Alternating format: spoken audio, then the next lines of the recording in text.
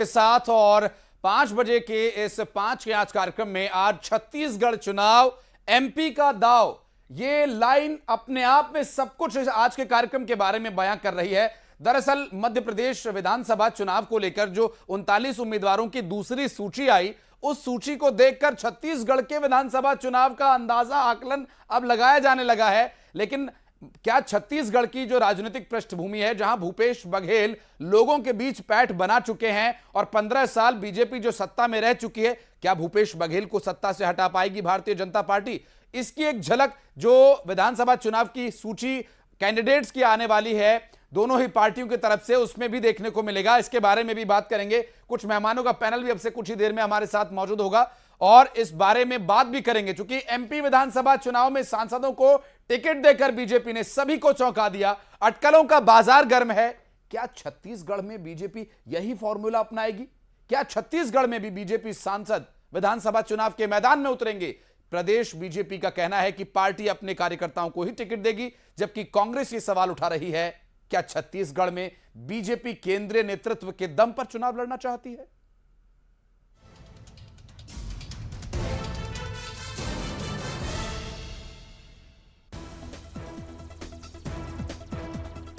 मध्य प्रदेश विधानसभा चुनाव में 3 केंद्रीय मंत्रियों सहित 7 सांसदों को टिकट देकर बीजेपी ने राजनीतिक पंडितों को भी चौंका दिया है और अब अटकलें लगाई जा रही हैं कि क्या बीजेपी यही प्रयोग छत्तीसगढ़ में भी करने वाली है। ये बताया जा रहा है कि छत्तीसगढ़ के कई सांसद विधानसभा चुनाव लड़ सकते हैं। बीजेपी सांसद विजय बघेल को पहले ही सीएम भूपेश बघेल के खिलाफ पाटन से टिकट दिया जा चुका है और अब ये कहा जा रहा है कि अरुण साव, सरोज पांडे, रेणुका सिंह और संतोष पांडे विधानसभा के दंगल में उतर सकते हैं। सांसदों को विधानसभा चुनाव के दंगल में उतारने की बीजेपी की रणनीति पर कांग्रेस ने निशाना साधा है। कांग्रेस नेता मोहन मरकाम ने कहा कि सांसदों को उतारने से कांग्रेस को कोई फर्क नहीं पड़ेगा। भाजपा किस बात के लिए परिवर्तन चाहती है? किसानों को मिलने वाली भरपूर कीमत या राज्य की बेरोजगारी दर आधा फीसदी है, उसमें आखिरी किस बात की परिवर्तन चाहती है? 15 सालों तक भारतीय जनता पार्टी की सरकार होने के बाद छत्तीसगढ़ की अस्मिता, छत्तीसगढ़ की गौरवशाली परंपरा, रीति नीति परंपराओं को भुला दिया गया है। कांग्रेस के इस तंज पर बीजेपी ने पलटवार किया। पार्टी के सह मीडिया प्रभारी अनुराग अग्रवाल ने पूछा कि कांग्रेस पहले ये बताए कि वो अपने प्रत्याशियों की घोषणा कब करेगी। कांग्रेस सबसे पहले ये बताए कि वह टिकट कब घोषित करने वाली है। जिस प्रकार का घमासान कांग्रेस के अंदर चल रहा है, कांग्रेस पहले उससे उबर ले। चर्चा तो यहाँ तक है कि मुख्यमंत्री भूपेश बघेल जी पाटन छोड़कर दूसरे क्षेत्र में अपनी जमीन तलाश कर रहे हैं। रही बात सांसदों और मंत्रियों को टिकट देने की, भारतीय जनता पार्टी अपने छत्तीसगढ़ के कार्यकर्ताओं को ही टिकट देगी। भारतीय जनता पार्टी कांग्रेस नहीं है जिन्हें पूरे छत्तीसगढ़ में राज्यसभा भेजने के लिए छत्तीसगढ़ का व्यक्ति नहीं मिला और बाहर के व्यक्तियों को इन्होंने टिकट दिया। विधानसभा में शायद ये ऐसा ही कुछ करें। छत्तीसगढ़ चुनाव में जिन सांसदों को मैदान में उतारने की चर्चा है, अगर उन्हें टिकट मिलता है, बड़ा फेरबदल हो सकता है। बिलासपुर संभाग में अरुण साव का बड़ा नाम है। राज्यसभा सांसद सरोज पांडे भी पार्टी का बड़ा चेहरा हैं। सरगुजा में रेणुका सिंह, राजनांदगांव में संतोष पांडे और बिलासपुर में अरुण साव का नाम शामिल है। सांसदों को टिकट देने की अटकलों के बीच सियासत जोरों पर है। Report news 18। और ये जो आज की स्थिति है भारतीय जनता पार्टी के द्वारा जो दूसरी सूची जारी की गई 39 उम्मीदवारों की, उसके बाद ये चर्चा अब होने लगी है कि विधानसभा का चुनाव जीतने के लिए केंद्रीय नेतृत्व को विधानसभा के चुनाव में उतारा जाए। कांग्रेस पार्टी का स्वाभाविक सा एक जो रिएक्शन है, चूंकि अभी इस वक्त एक बड़ी जो उलटफेर बीजेपी के केंद्रीय नेतृत्व ने की है, उसके बाद से ये लगातार, चूंकि पार्टी के नेताओं की तरफ से अक्सर यही बस कहा जाता है कि कार्यकर्ता हैं, जहां से आदेश होगा वहां से चुनाव लड़ेंगे। लेकिन इस बार का जो फैसला लिया गया विधानसभा चुनाव में, अब छत्तीसगढ़ में भी क्या ऐसा ही कुछ होगा? क्योंकि ये जो आप लिस्ट देख रहे हैं, इस लिस्ट में लगभग 3 केंद्रीय मंत्री, 7 सांसद, कुछ मध्य प्रदेश से भी हैं और ये जो पूरा उलटफेर है सभी सिर्फ मध्य प्रदेश विधानसभा चुनाव को जीतने के लिए किया गया है। और ऐसे सांसदों को जब केंद्रीय नेतृत्व का आदेश होता है कि आपको चुनाव लड़ना है विधानसभा का, तो ऐसे में ना तो अन्य जो उनकी अपेक्षाकृत कम अनुभवी नेता हैं उनको टिकट न मिलने की, ना तो उनमें नाराजगी की कोई गुंजाइश रह जाती है और ना ही इसका कोई सवाल उठाकर पार्टी से नाराजगी जता सकता है, और तो और उन नेताओं का जिनका कि एक बड़े क्षेत्र पर प्रभाव है, आसपास की विधानसभा के ऊपर भी प्रभाव देखने को मिलेगा। मसलन अगर कोई लोकसभा का चुनाव जीता है तो आसपास की 4 विधानसभाओं में तो उसका वर्चस्व रहेगा ही, अपनी विधानसभा से तो वो जीते ही, ऐसा मान करके कांग्रेस पार्टी और जो अन्य एक्सपर्ट्स हैं उनका यह आकलन है कि अभी भारतीय जनता पार्टी इस चुनाव में कोई भी मौका नहीं किसी को देना चाहती है। और कांग्रेस का तो ये कहना है कि वो घबराई हुई है और तमाम तरह की बातें कही जा रही हैं। हालांकि भारतीय जनता पार्टी के द्वारा बार बार यही कहा जा रहा है कि चुनाव जीतना है और कमल का फूल ही उनका प्रत्याशी है। बीडी शर्मा जो कि मध्य प्रदेश के अध्यक्ष हैं, उन्होंने इस बारे में भी जिक्र किया। हालांकि छत्तीसगढ़ की राजनीति क्या कहती है ये हम चर्चा जरूर करेंगे, और विकास मरकाम जी से जो कि भारतीय जनता पार्टी से हमारे साथ जुड़ेंगे इस पर जरूर बातचीत करेंगे। विकास जी, बहुत स्वागत है न्यूज 18 मध्य प्रदेश छत्तीसगढ़ पर आपका। एक ऐसी सूची आई मध्य प्रदेश में कि छत्तीसगढ़ में सुगबुगाहट ये होने लगी कि केंद्रीय नेतृत्व और सांसदों को विधानसभा चुनाव में यहां भी उतारा जाएगा। देखिए, Bharatiya Janata party cadre based party है और कार्यकर्ता आधारित पार्टी है। कार्यकर्ताओं की पसंद से ही उम्मीदवार उतारे जाएंगे और जो जीतने योग्य प्रत्याशी होगा वही भारतीय जनता पार्टी का प्रत्याशी होगा। यह केंद्रीय नेतृत्व ने और प्रकाश जी माफ कीजिएगा, एमपी में तो ऐसा कहीं नहीं दिखाई दिया कि कार्यकर्ताओं की पसंद से जिनका नाम घोषित हुआ वो अंत तक उन्हें भी नहीं पता था कि वो विधानसभा चुनाव लड़ने वाले। देखिए, जो 21 प्रत्याशियों की जो घोषणा हुई उसमें भी जो कार्यकर्ताओं की पसंद थी, जो जनता की पसंद थी, सर्वे के आधार पे जिनका नाम टॉप पे आया उन्हीं लोगों को भारतीय जनता पार्टी ने प्रत्याशी बनाया और निश्चित रूप से वो हमारे सबसे योग्य उम्मीदवार हैं और सर्वे में उनका नाम टॉप पे बिल्कुल था, इसीलिए उनको टिकट मिला है। और आने वाले समय में भी आप देखिएगा भारतीय जनता पार्टी उन्हीं हमारे कार्यकर्ताओं को टिकट देगी जो जीतने वाले जिताऊ प्रत्याशी होंगे, जिनका सर्वे नाम होगा, जो भारतीय जनता पार्टी के प्रति प्रतिबद्ध होंगे। तो आगामी छत्तीसगढ़ की जो लिस्ट है उसमें रेणुका जी का या अरुण साव जी का या विजय बघेल, तो चलिए उनका तो नाम लगभग घोषित हो ही गया है वहां से, तो क्या ऐसे ही चेहरे देखने को मिलेंगे? क्या सांसद भी इस बार विधानसभा के चुनाव में हाथ आजमाएंगे? पार्टी इनका नाम घोषित कर सकती है? कोई चर्चा चल रही है इस बारे में? देखिए, ये केंद्रीय नेतृत्व का विषय है। वास्तव में भारतीय जनता पार्टी में प्रदेश के हमारे सभी नेतागण अपने अपने क्षेत्र से चुनाव जीत सकते हैं, लेकिन चुनावी रणनीति अलग होती है। रणनीति के हिसाब से प्रत्याशी तय होते हैं और केंद्रीय नेतृत्व की रणनीति तय करता है। आने वाले समय पर ही मालूम होगा। भूपेश बघेल सरकार ने काफी काम किया पिछले 5 सालों में, बार बार ये दावा कांग्रेस करती है और ऐसे में बड़े आश्वस्त हैं वे सभी, तो पार्टी को कांग्रेस पार्टी के खिलाफ बहुत अलग तरह की रणनीति अपनानी पड़ेगी जैसा एमपी में हो रहा है। पूरे प्रदेश में अभी भूपेश बघेल के खिलाफ एक माहौल बना हुआ है। हम लोगों ने जो परिवर्तन यात्रा निकाली, दंतेवाड़ा से जो हमारी परिवर्तन यात्रा निकली और जशपुर से जो हमारी परिवर्तन यात्रा निकली, उन परिवर्तन यात्राओं में जनता का जो प्रतिफल हमको मिल रहा है, जनता का जो आशीर्वाद हमको मिल रहा है, उससे हम निश्चित रूप से कह सकते हैं कि 2023 में भूपेश बघेल की सरकार जाने वाली है और भारतीय जनता पार्टी आने वाली है। क्योंकि आप देखिए, ये सरकार 5 सालों में विकास के कोई काम नहीं करा पाई। इस सरकार में केवल और केवल भ्रष्टाचार हुए।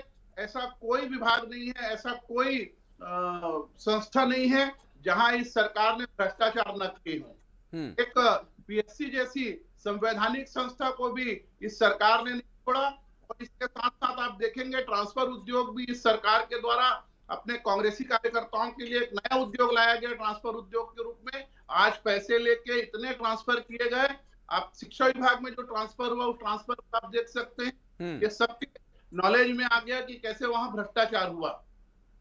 तो एंटी इनकम्बेंसी का असर रहेगा विकास जी? आपका कहने का जो तात्पर्य है कि एंटी इनकम्बेंसी जो सरकार ने काम किया उसका असर रहेगा। मैं एक सवाल और आपसे लेना चाहूंगा।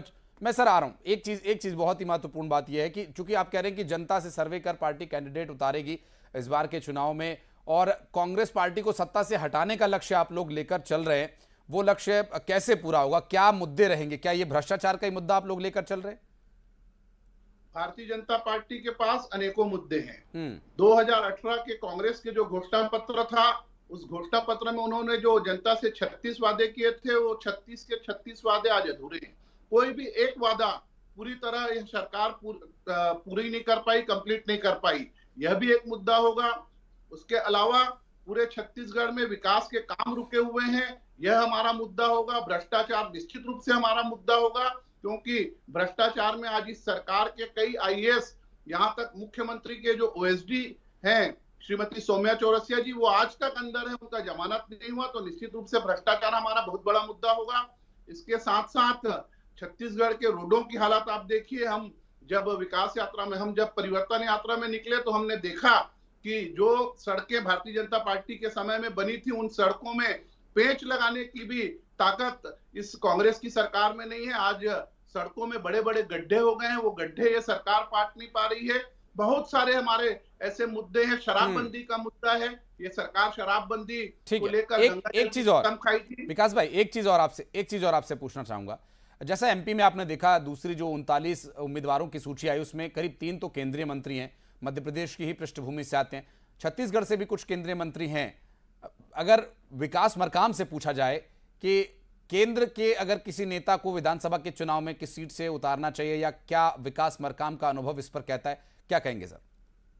मेरा ऐसा व्यक्तिगत अनुभव है कि किसी भी बड़े चेहरे को चुनाव लड़ाने से आसपास के क्षेत्र में एक अच्छा माहौल बनता है। आप लोगों ने देखा होगा 2014 में, जिस समय हमारे देश के यशस्वी प्रधानमंत्री माननीय नरेंद्र मोदी जी को बनारस की सीट से चुनाव लड़ाने का निर्णय हमारे केंद्रीय नेतृत्व ने किया था, और उसके कारण उत्तर प्रदेश सहित पूर्वांचल और बिहार के अनेक हिस्सों में इसका सकारात्मक प्रभाव पड़ा, और भारतीय जनता पार्टी जबरदस्त तरीके से वहां पर विजय हासिल कर पाई थी।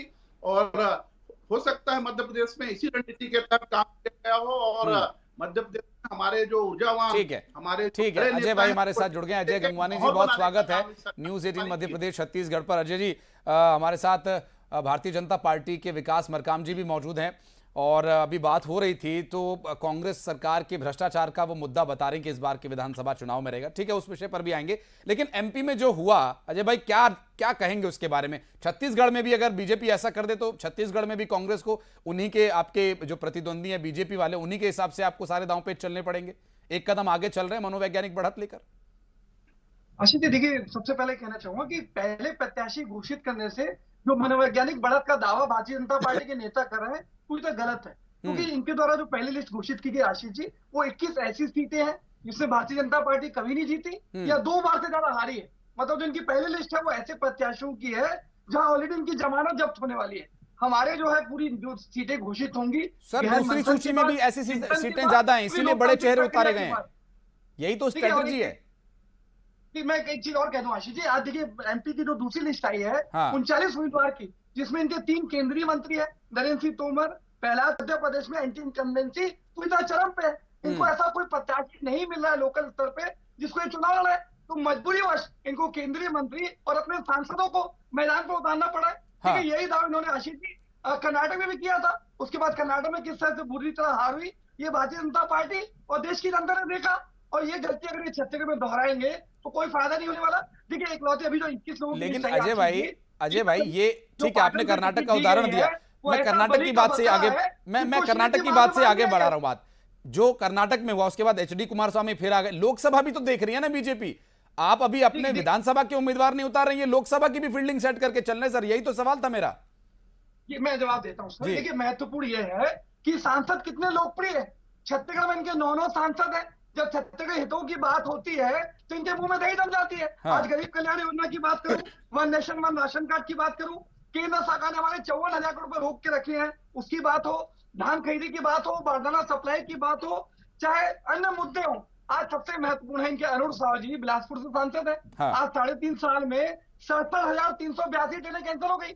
ये बिलासपुर की जनता ने इनके प्रदेश अध्यक्ष अरुण साव जी को चुन के भेजा। क्या उनमें नैतिक साफ है कि रेलवे जो डिस्टर्ब कर रहा है, देश की आम जनता को तकलीफ हो रही है, उसके बारे में कोई प्रयास करे? इनके 9 निष्क्रिय सांसद ये बहुत अच्छे से जानते हैं कि छत्तीसगढ़ जनता में उनका दानादार पूरी तरह समाप्त हो चुका है, इसीलिए किसी सांसद को भी उतारने की हिम्मत नहीं दिखा रहे। लेकिन स्पष्ट आशीष जी, ये कितने भी सांसद छत्तीसगढ़ में उतारे, हम तो चाहते हैं कि इनके 9 लोगों के 9 सांसद हमारे छत्तीसगढ़ विधानसभा का चुनाव लड़े। हमें पता है हारेंगे। आज विजय बघेल को मैं स्पष्ट कह रहा हूँ, बलि का बकरा, मुझे तो ऐसा लगता है किसी से दुश्मनी निभाई गई है। भूपेश बघेल तो एक सबसे 66% वोटिंग जो हो रही है वो मुख्यमंत्री के क्या भूपेश को चाहते हैं, और न केवल छत्तीसगढ़ के स्तर पे, भूपेश राष्ट्रीय स्तर पे एक उभरते हुए नेता है। ईडी के जाल से निकलना पड़ेगा, लेकिन सर ईडी के जाल से निकलना पड़ेगा। बलि के बकरे को जो बुरी तरह हारने वाले आशीष जी। मैं विकास भाई का एक रिएक्शन ले लेता हूँ। अजय भाई विकास जी कुछ कहना चाह रहे हैं। विकास जी थोड़ा समय कम है, शॉर्ट में बताइएगा।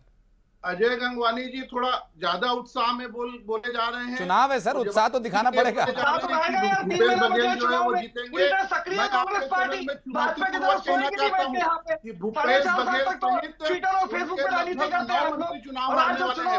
9 मंत्री जो है वो चुनाव मैं आ रहा हूँ सर, एक 30 सेकंड ये पूरा कर लें विकास भाई, फिर मैं आपके पास आता हूँ। बिठा लिएगा, आप देखेंगे कि कैसे भूपेश बघेल चुनाव हारेंगे। चलिए अजय जी। देखिए महत्वपूर्ण है, आशीष जी एक चीज और स्पष्ट कर दो, जो पहली लिस्ट आई है राजिम, वहां पे जोगी कांग्रेस से एक व्यक्ति को आउटसोर्सिंग करके उसको टिकट दे देते हैं।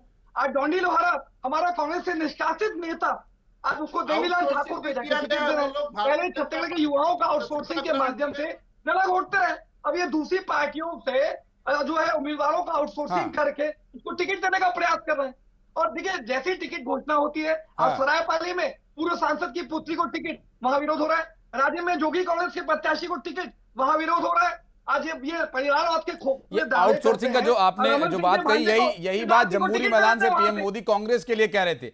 उन्होंने कहा कि कांग्रेस पार्टी पूरी आउटसोर्सिंग हो गई है, नीति, नेता, नियत सब कुछ आउटसोर्सिंग पर आ रहा है। यहाँ पे नारे गाने सब कुछ आउटसोर्सिंग पर हो रहा है। बहरहाल ठीक है, चुनाव है तो सर देखिए इस तरह की बातें तो होंगी, लेकिन छत्तीसगढ़ में भी क्या बीजेपी इस तरह का कोई दांव चलने वाली है कि कांग्रेस को पहले उसके खिलाफ स्ट्रैटेजी बनानी पड़े या कांग्रेस अपनी स्ट्रैटेजी पर चलेगी? ये तो कुछ आने वाले वक्त में स्पष्ट हो पाएगा। बहुत बहुत शुक्रिया आप दोनों साथियों का हमारे साथ जुड़ने के लिए। अजय जी, विकास जी, बहुत बहुत धन्यवाद समय देने के लिए, चर्चा में हमारे साथ जुड़ने के लिए। 5 की आंच में फिलहाल इतना ही, खबरों का सिलसिला आगे भी जारी रहेगा।